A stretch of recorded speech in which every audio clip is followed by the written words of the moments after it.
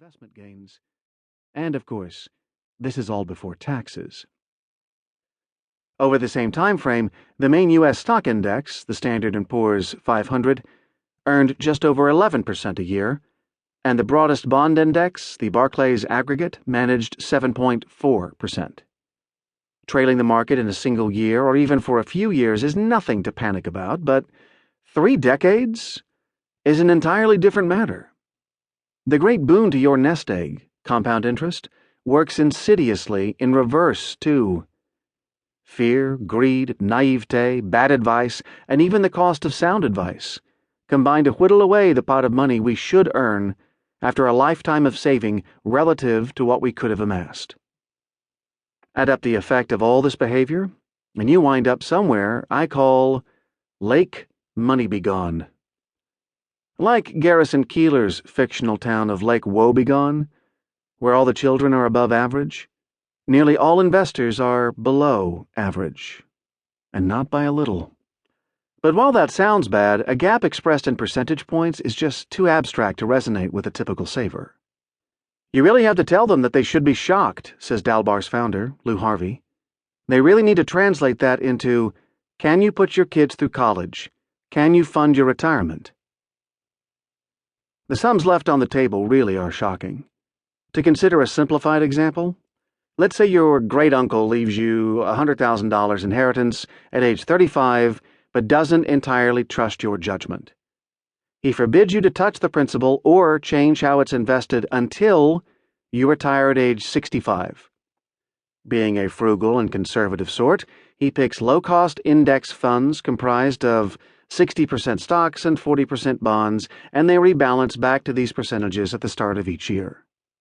Now, let's say your best friend receives a similar gift but is free to invest it as she sees fit, though also without withdrawing any principal. Your friend is a typical investor.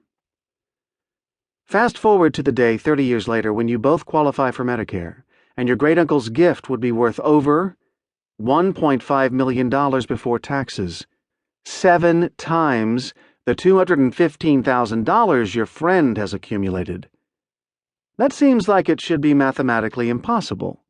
How can an average investor be so far below the passive return of the market?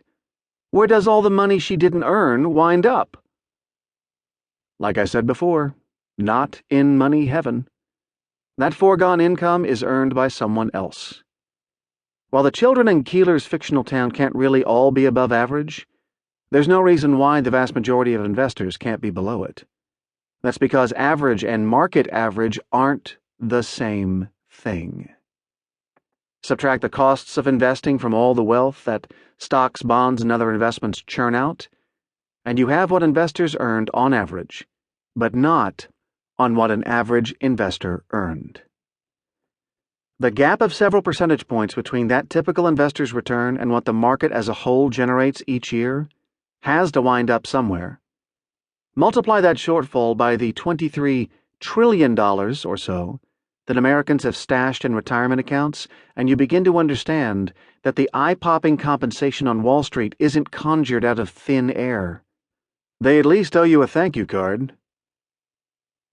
As Financial Times put it, investing is a zero-sum game. I compare it to a poker room in a casino where players' money gets redistributed. There's a reason I'm not using the example of a friendly neighborhood game of 5-card stud. Unlike your buddy's basement, the casino is a business and takes a rake or small cut of every pot in order to pay the dealer, its overhead, and of course, earn a profit.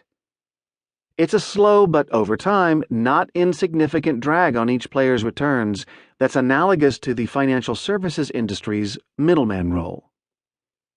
Calling costs death by 1,000 cuts is a little too dramatic. But the slow bleed can do a surprising amount of harm. A typical saver spends something like $170,000 in fees by the time they retire and gives up a fifth of their potential return.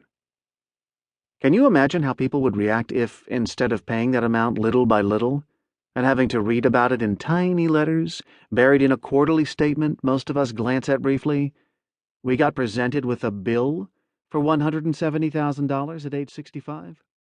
It would make